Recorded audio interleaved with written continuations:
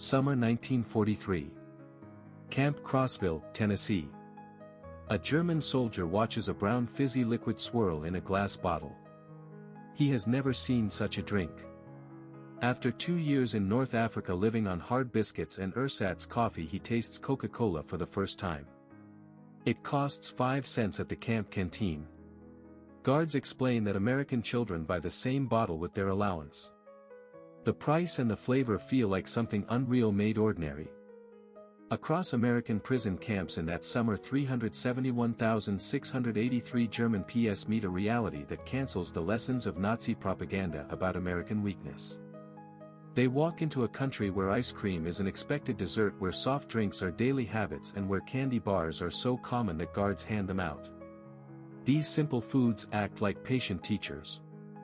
Sugar and bubbles and chocolate and cold cream expose an industrial capacity that turns German shortage from noble sacrifice into needless pain. What begins as surprise at American treats quickly grows into a deep change in thinking. The Desert War ends. The Afrika Korps surrenders in Tunisia in May 1943, and nearly 250,000 German and Italian soldiers enter Allied hands.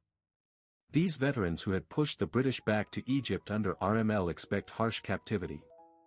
Propaganda has told them to fear American brutality and plan starvation. Instead, hours after surrender, they meet American creations. United States soldiers complain about them all the time, yet the boxes hold wonders for the prisoners. There are crackers, processed cheese, candy, fruit bars, instant coffee, sugar tablets, and cigarettes. Men who have lived on thin rations for months open these emergency meals like festival platters. Records show that at processing camps in North Africa, the United States Army serves pancakes with syrup, fresh eggs, and milk. Those foods had disappeared from German issue long before. The systematic feeding of enemies with better food begins at once. Its effect on the mind will be measured only later. A German officer later tells the International Red Cross that they had expected to be starved as prisoners and that the Americans fed them better than their own army. He says that confusion about American resources started their education. The lesson continues on the ocean. Liberty ships carry PS across the Atlantic during the summer of 1943, and the voyage becomes a classroom in abundance. These cargo vessels are built at a pace that defies belief. At peak output, one hull is completed every 42 hours. They move as many as 30,000 prisoners to the United States each month. The men see the scale of the docks, the stacks of supplies, and the routine speed of loading and sailing. They watch how the kitchen runs and how the crew eats and works without shortage. The ship itself is proof that the American way of war rests on a river of goods. By the time the prisoners reach camps in the interior, they have felt the pattern. Food arrives when the schedule says it will arrive. Canteens carry soda, candy, and cigarettes at the same price every day. Ice is not a miracle but an item. The guards are ordinary young men who expect dessert and a weekend and who explain prices without anger. The map of the wider war becomes clearer. The prisoners begin to understand that armies follow factories and that morale follows rations. They think about their own families and about the long lines for coal and butter at home. Some write that the taste of a sugar cube or a cold drink does more to undo old slogans than any speech. Camp Crossville becomes a place of small but steady shocks. A nickel buys the same bottle for a child and for a captured soldier. A box marked creations holds more variety than a frontline kitchen.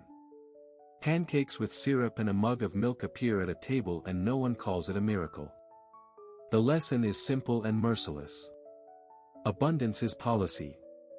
Scarcity is a choice forced by failure. The Liberty ships turning out every 42 hours make the point again. Each hull is another mile of supply line and another argument that the outcome will be decided by production and transport more than by speeches and flags. What began with a bottle of Coca-Cola becomes a quiet revolution of the mind. The prisoners still wear the same uniforms and salute the same names, but their private measure of strength has changed. Ice cream is a routine dessert. Soft drinks are daily. Candy is common. The arithmetic of this country is written in full plates and full shelves. It is written in the steady roll of Liberty ships and in the regular clink of a 5-cent coin on a canteen counter. Naval records state that prisoner rations on these ships matched or exceeded standard crew provisions. The daily intake reached about 3,500 calories. The food included fresh bread, meat and vegetables, and coffee with sugar and milk. American vessels carried refrigeration as standard equipment. Cold stores kept produce fresh across the ocean passage. Multiple accounts confirm that ice cream appeared more than once during Atlantic crossings. The log of the USS General M.B. Stewart in July 1943 notes ice cream served to prisoners on July 4. The entry mentions a shipboard ice cream maker that produced 10 gallons per batch.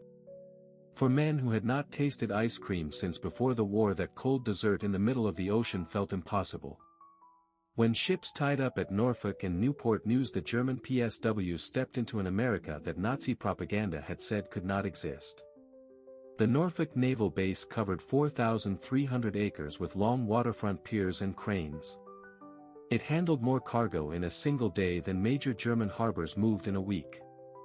At the port exchanges which served dock workers, the prisoners saw shelves lined with candy bars from Hershey, Mars and Nestle.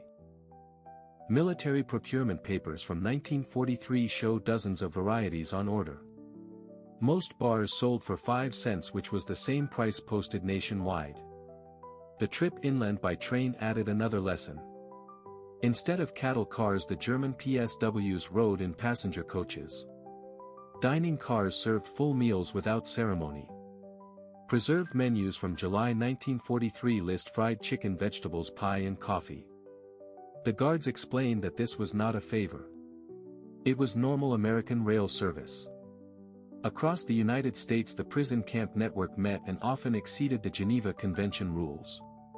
Camp Crossville in Tennessee offers a typical example among larger posts. The barracks had electric light hot water flush toilets and heating for winter nights. The post exchange left the strongest mark. Army quartermaster records show shelves with many soft drink brands including Coca-Cola, Pepsi, Dr. Pepper and RC Cola.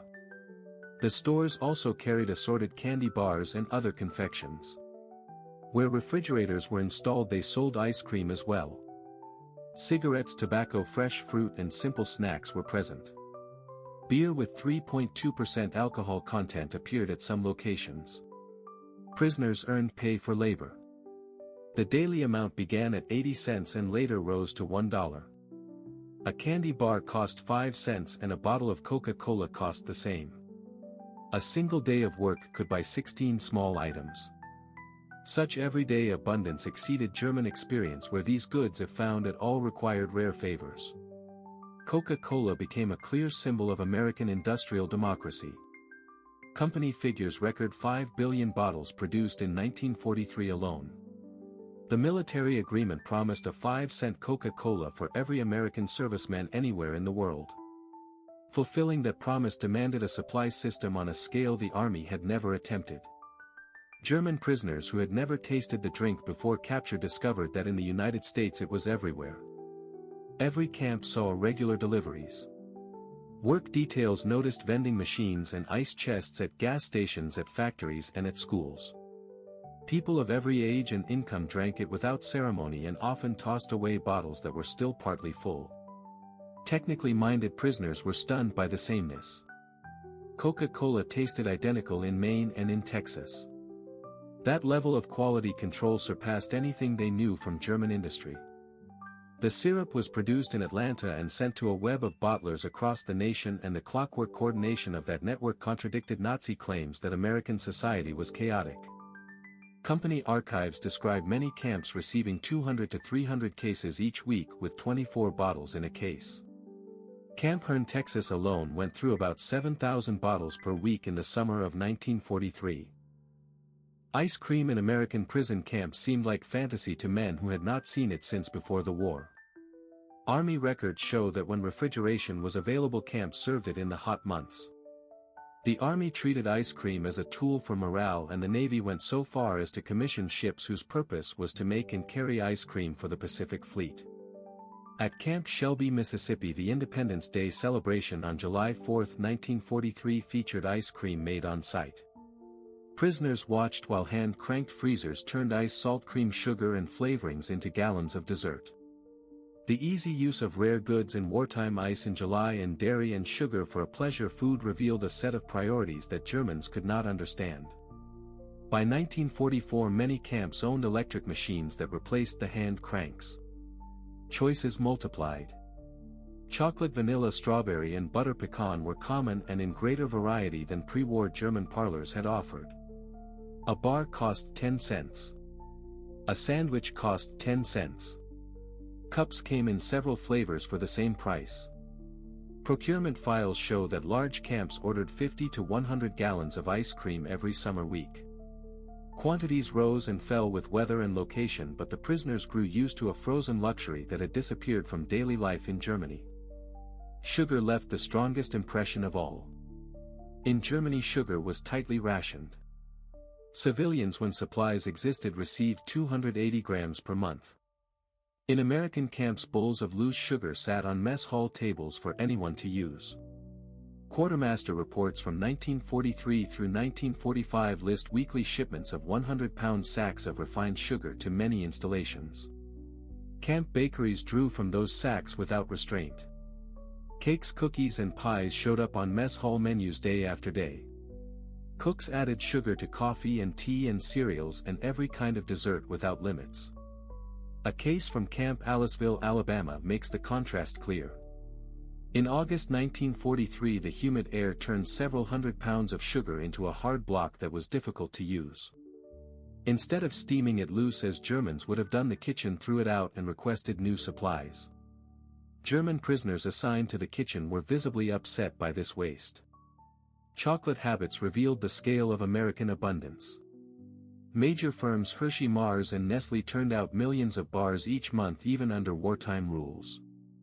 The military alone bought 380 million pounds of chocolate products during the war years.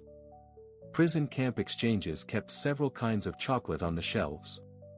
The standard Hershey bar and emergency chocolate bars and other candy bars that included chocolate sold for 5 to 10 cents. Prisoners learned that Americans had favorite brands and chose among them without concern. Red Cross parcels handed out each month added more proof. The American Red Cross records show that a standard package usually included chocolate or candy bars and 2 packets of instant coffee and processed cheese and crackers and canned meat and cigarettes and soap. These items sat on top of regular camp rations and created a level of comfort that went beyond what many German civilians received as basic food. Thanksgiving 1943 introduced German prisoners to a distinct American ritual of plenty. The holiday displayed a national system of supply and planning that Germany could not match. Army records state that all prison camps served a traditional Thanksgiving dinner.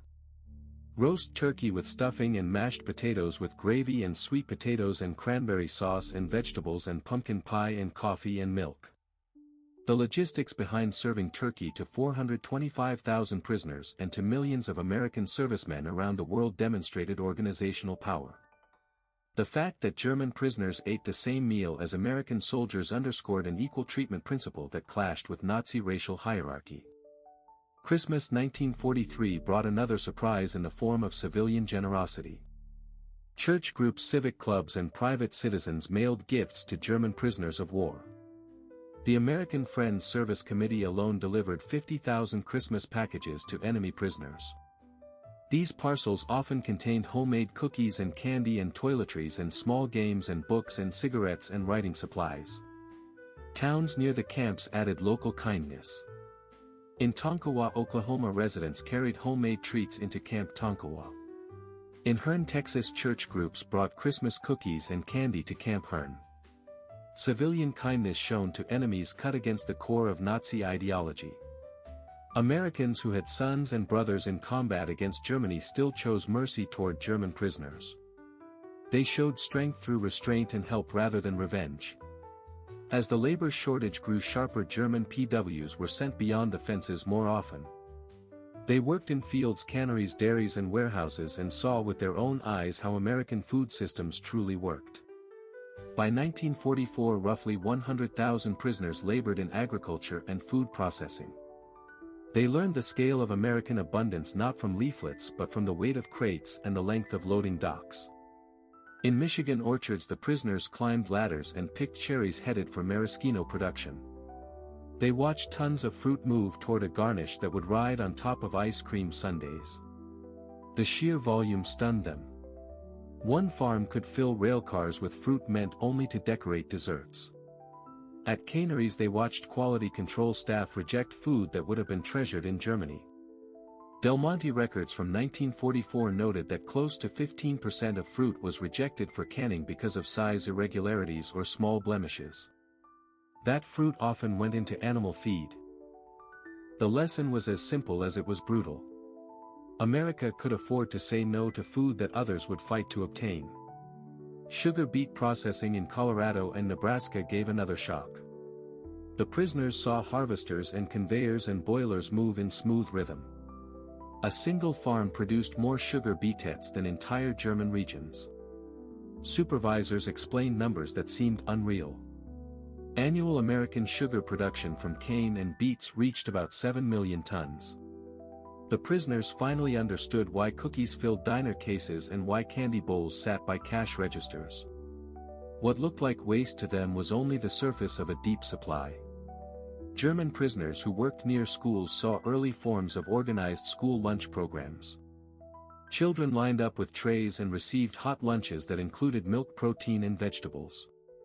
The National School Lunch Act would fix this system in law in 1946, yet wartime pilot programs already ran on a large scale. The milk program impressed the prisoners most. Many schools served fresh milk every day. Trucks delivered to thousands of buildings on time through winter and mud. The same country that kept milk cold for classrooms also kept fuel moving to divisions at the front. Some cafeterias sold ice cream to children as an extra. The sight felt unreal to men who knew that German children often stood in cold lines for bread. Minimum security prisoners sometimes ate at American diners while under guard. There they met a different kind of power. A menu that would match an elite German hotel lay open to any customer with modest money.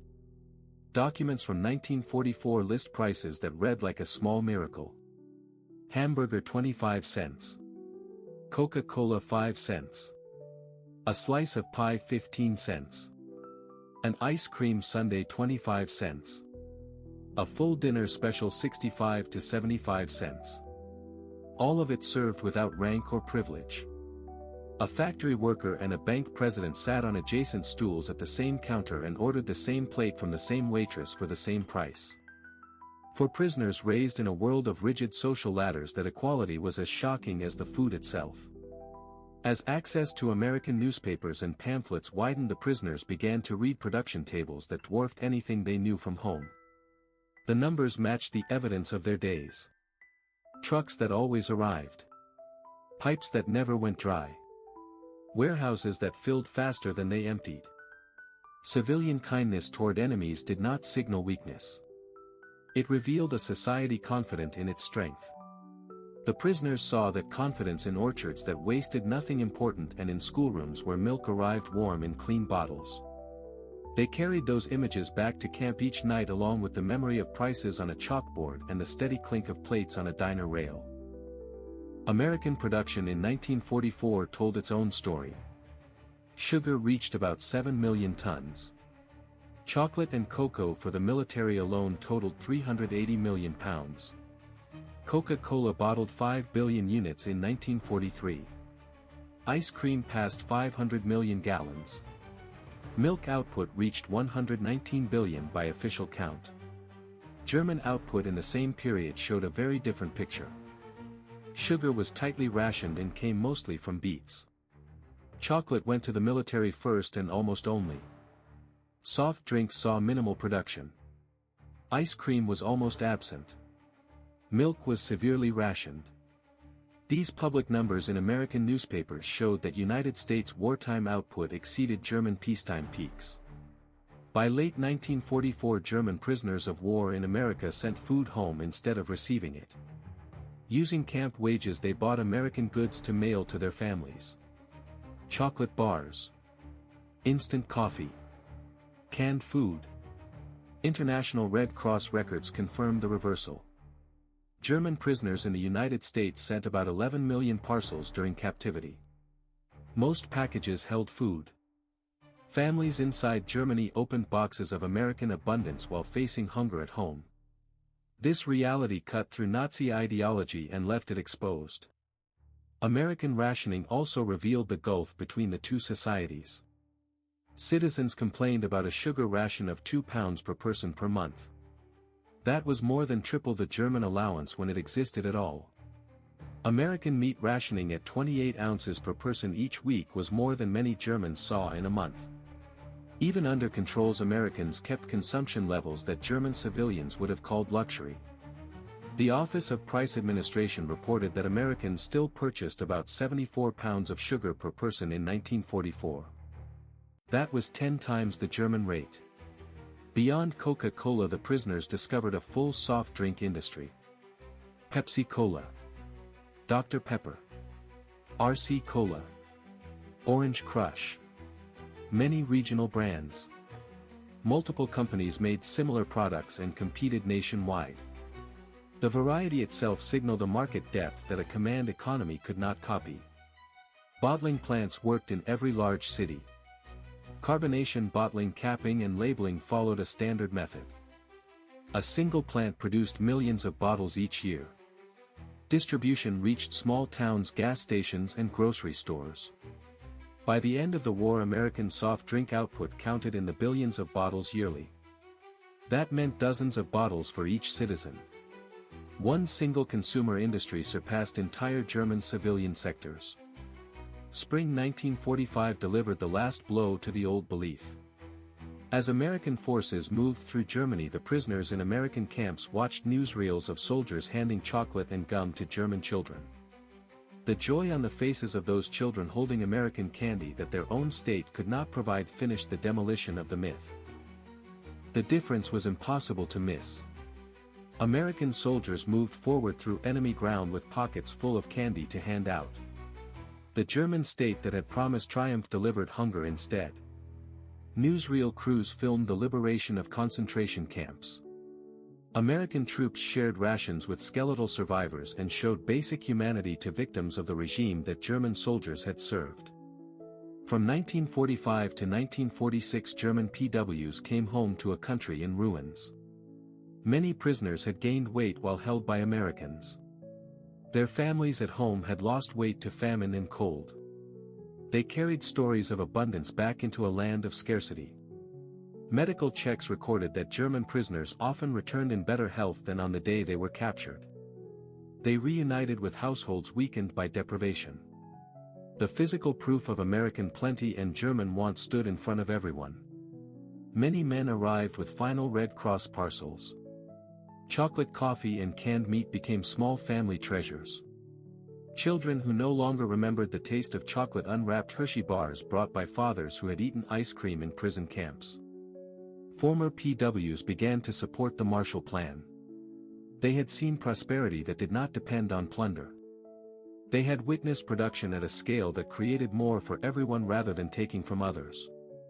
Their testimony that Americans could afford to rebuild enemies helped Germans accept American aid. These men understood that American strength came from productive capacity, not extraction. They had watched a society rich enough to waste food while fighting a global war. That idea of creation instead of conquest began to shape choices in the West German economy. The economic miracle of the 1950s drew in part on knowledge absorbed in American prison camps. Former POWs who had seen American factory methods, distribution systems and consumer shelves full of goods tried those lessons at home. They learned that mass production could turn luxuries into daily items. They learned that standardization raised quality and cut cost. They learned that consumer abundance supported political calm. They saw that an industrial democracy could outproduce authoritarian rule. These lessons, carried in memories of Coca-Cola and ice cream, influenced a generation of German business leaders and public officials. The change in outlook among German prisoners through exposure to American food abundance is recorded across many sources. Military quartermaster records list ration scales. International Red Cross reports describe parcel flows. Corporate production files including Coca-Cola archives show volumes and routes. PW correspondence which censors read and kept ads personal detail. Post-war interviews and memoirs confirm the theme. Academic studies, especially the work of Arnold Kramer, assemble the evidence. Arnold Kramer, the leading historian of German PWs in America, concluded that food abundance sat at the center of this ideological shift. His research showed that casual American plenty achieved what formal re-education could not. It broke the myth of German superiority and replaced it with a working respect for production efficiency, civilian comfort and democratic scale. The statistical record is plain to read. The figures make the case without debate. In the United States from 1943 to 1946, the average prisoner received between 3,300 and 3,600 calories each day. Sugar was issued monthly in generous amounts. Meat averaged 32 ounces each week. Milk was available by the quart each day. In summer, ice cream was a normal treat. Soft drinks cost 5 cents and seemed without limit. In the same years, German civilians lived on far less. Daily intake often slipped between 1,200 and 1,500 calories. Sugar might total 280 grams for a month if supplies existed. Meat could be 10.5 ounces for a week and was often missing. Milk was hard to find and tightly controlled. Ice cream did not exist. Soft drinks were not available at all. These gaps were not a poster line. They were documented practice. Enemy prisoners in American hands ate more reliably than many families in Germany. Abundance extended even to men who had fought against the United States. The prisoner experience with American food culture changed post-war Germany in lasting ways. Coca-Cola reappeared in West Germany in 1949 and became a clear sign of the new alliance. Ice cream parlors built on the model of American soda fountains opened in city streets. Candy bars and chewing gum turned into small flags of recovery and hope. Many former prisoners of war later worked as importers of American food. Their own experience told them that the taste mattered, but the meaning mattered more. These products stood for abundance, for democracy, and for modern life. In the 1950s, the first German supermarkets arrived with strong support from men who had seen American grocery stores. They understood that a democratic plenty needed new ways to distribute goods, not only more goods to distribute. Interviews and memoirs repeat the same theme across decades. Former German prisoners consistently called food abundance transformative. A former Africa Corps officer said in a 1975 interview that they had expected a weak and divided America, and instead found a nation that could offer ice cream to its enemies. He concluded that they had lost more than a war. They had lost a worldview. Another veteran in a 1985 documentary recalled his first Coca-Cola as a drink of the future. Sweet and fizzing and unnecessary and open to anyone for a nickel. He said the taste held everything Nazi Germany was not. It held abundance and democracy and joy. Historians now describe the German prisoner experience in America as a re-education by abundance rather than by speeches. It worked because it asked men to watch rather than to obey. They saw a society at full productivity that still treated prisoners with dignity. Food made the lesson clear because hunger and satisfaction need no translation. The proof was visible. Weight returned. Health improved. 3 regular meals each day, plus whatever the canteen could provide. German prisoners of war learned deprivation from the inside. Each meal in an American camp became a lesson in productive power. A bottle of Coca-Cola showed what standardization and distribution could do. An ice cream sundae proved that abundance could be shared by everyone. The idea that plenty might be democratic began with taste and smell and not with speeches. The children of these prisoners grew up on stories about American food and limitless choice. At first those memories sounded exaggerated. As West Germany recovered and American goods appeared on shelves, the stories were confirmed. The mythology of American plenty born behind barbed wire began to shape how Germans understood the United States. Many sons and daughters of prisoners later studied in America or took jobs there. Drawn by their father's accounts of impossible variety, they discovered that reality matched the tales. Supermarkets offered long aisles of brands. Soda fountains served sundaes without ceremony. Candy counters displayed dozens of options within easy reach. Business culture in West Germany absorbed these lessons as well. Managers looked past mere output to the goal of reliable quality and steady supply. Companies learned to serve ordinary citizens with the same care once reserved for elites. The economic miracle became not only a story of factories but a story of everyday abundance. The change is visible in daily life. McDonald's operates more than 1,400 restaurants in Germany. Coca-Cola is everywhere. Ice cream is an ordinary treat and not a festival gift. What began in the discipline of prison camps ended as a social norm. Scarcity gave way to plenty and the circle closed. A powerful lesson remains. Ideology can be weakened by generosity rather than by cruelty. Minds can shift through demonstration rather than through propaganda. German prisoners who doubted that ice cream or Coca-Cola could exist in a camp witnessed the strongest tool of a democracy. It was the ability to create such excess that even enemies could share it without ceremony. The story of German prisoners and American food is a quiet victory. A war won through kindness. An ideology challenged by a sundae and a soda served for 5 cents. A worldview shattered by a full plate in a clean canteen. These men changed because they encountered more than slogans. They encountered surplus. They arrived believing in German strength and American softness. They left understanding that American power flowed from a productive base so vast that waste did not matter. A society that could hand Coca-Cola to prisoners for 5 cents possessed a kind of force that exceeded tanks and guns. The price tag said more than any speech. The ice cream sundae became a clear metaphor for American abundance. Ice cream alone exceeded wartime dreams. Syrup was one layer of extra. Whipped cream was another. Nuts and a cherry made luxury into routine. Enemies could ask for a second serving while German children at home knew hunger. The meaning was unavoidable. Former prisoners often recalled one sharp instant of recognition. The first hiss and sparkle of Coca-Cola against the lip.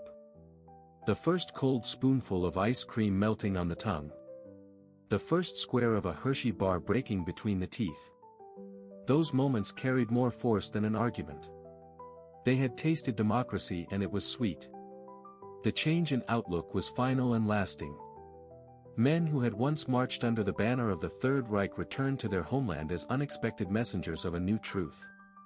They spoke of a revelation learned not on the battlefield but behind the fences of captivity, a lesson that strength was born from liberty, not domination.